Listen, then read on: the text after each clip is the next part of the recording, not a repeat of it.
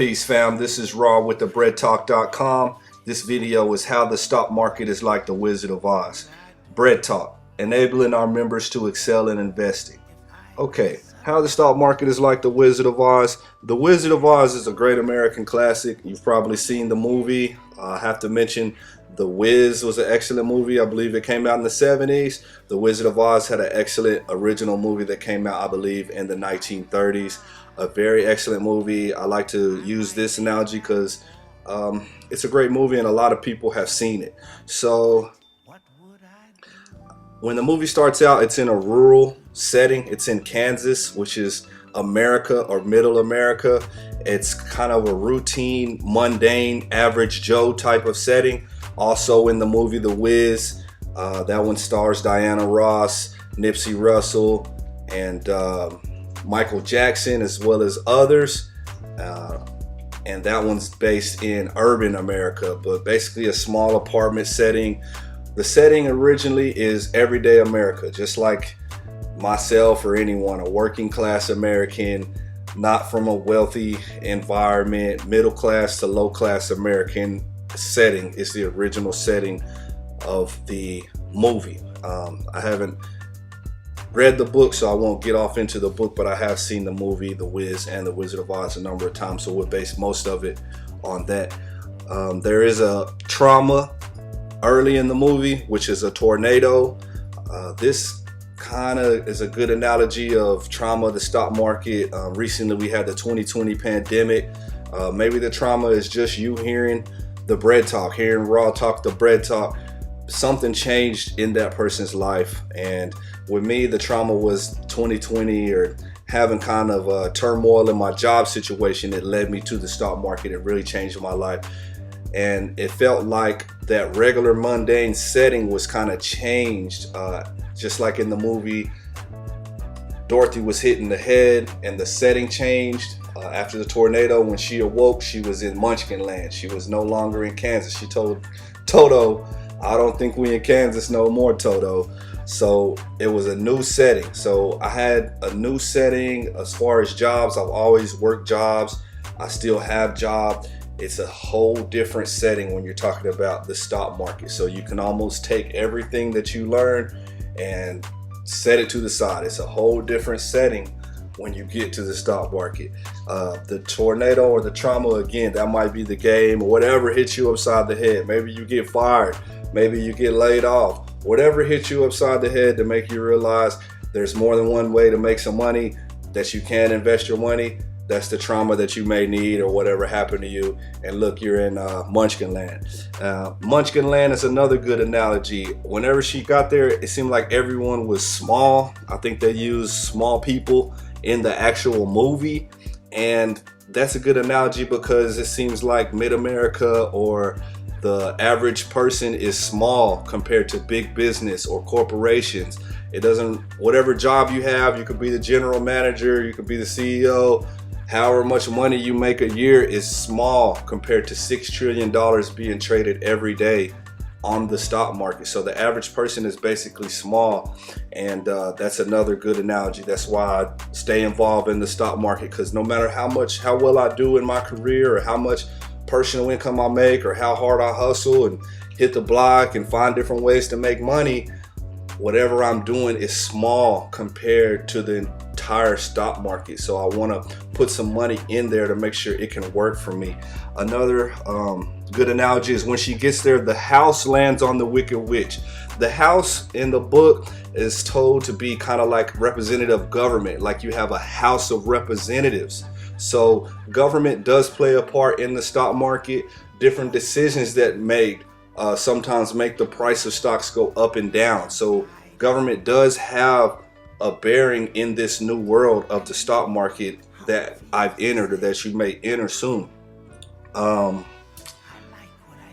Dorothy's shoes is a big part. Dorothy, in the original book, Dorothy's shoes were silver. I think in the movie they're ruby.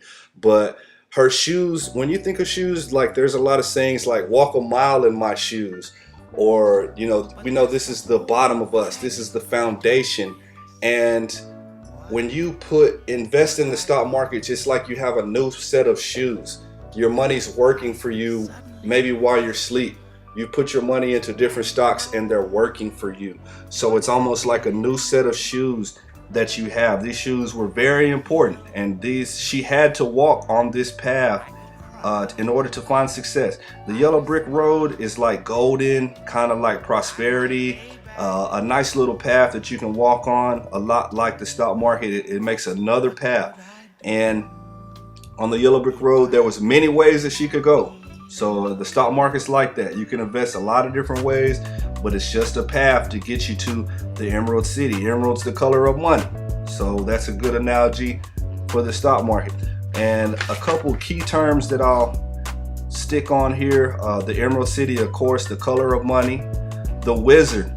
The stock market's like the wizard. Everyone's afraid of this guy, but once you really start to understand the stock market, you really take a look at it, it takes all the smoke and mirrors away from it, and you realize this is nothing but an old guy with makeup on.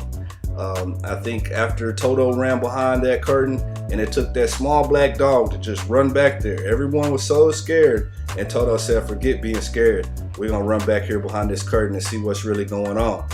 Dorothy got upset. What's wrong with you scaring us like that? You know, she was upset that that man even tried to put that smoke and mirror out. But a lot of people are scared of the stock market, and that, to me, it's just a lot like the Wizard of Oz. It's all smoke and mirror. Again, the money's there. It is the Emerald City. You do need to follow the yellow brick road. You have to invest. It takes time. You will come into hardship, problems, and things of that nature. But at the end, it's the Emerald City. The money is at the end. So when you go on that path, everyone tells you follow the yellow brick road. You'll see signs, symbols. You'll meet people like myself or different people on YouTube that can give you game, wisdom, knowledge, and understanding. But you have to walk that path on your own. Another good analogy is the lion.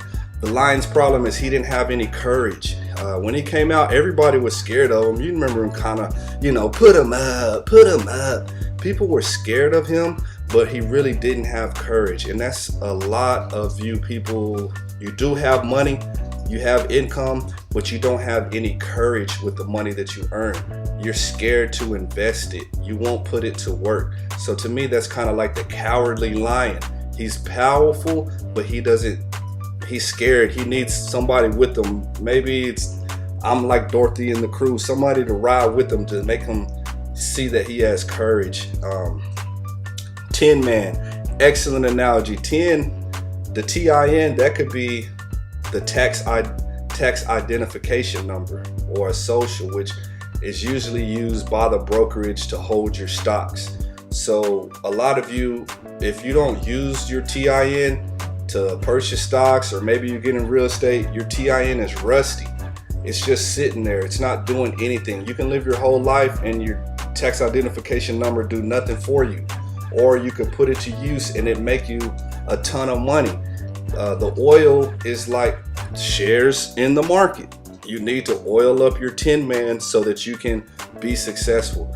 The Tin Man needed some oil. He needed to be oiled up, and I guess it said in the end the Tin Man didn't have a heart. And the tax identification number is like that. It's heartless. It's behind the scenes. It's the man behind the scenes of you, but you have to give it a heart. You have to put heart into your tax identification number to say, hey, I want this for my family in the future, or whatever oil I want, to make sure to get your tax identification number moving and working for you. We move on. We know about the straw man. The straw man is another saying that's used sometime for the tax identification number. The man on paper, who you are on paper, not your physical representation, your straw man. How you buy homes, or what represents you on paper. Who do you owe? How have you been with your spending? What is your credit score? That's all part of the straw man. We saw with the straw man that he didn't have the brains. So again, the tax identification number, Social Security, or your straw man, they don't have brains. You have the brains, but you have to put these things to work. If you put them to work and bring them along with you on the yellow brick road, like Dorothy, you can make it to the Emerald City. This is my analogy today of the Wizard of Oz and stocks. I hope that you enjoyed it. Again, my name is Ra, and I'm with the Bread Talk where we enable our members to excel in investing.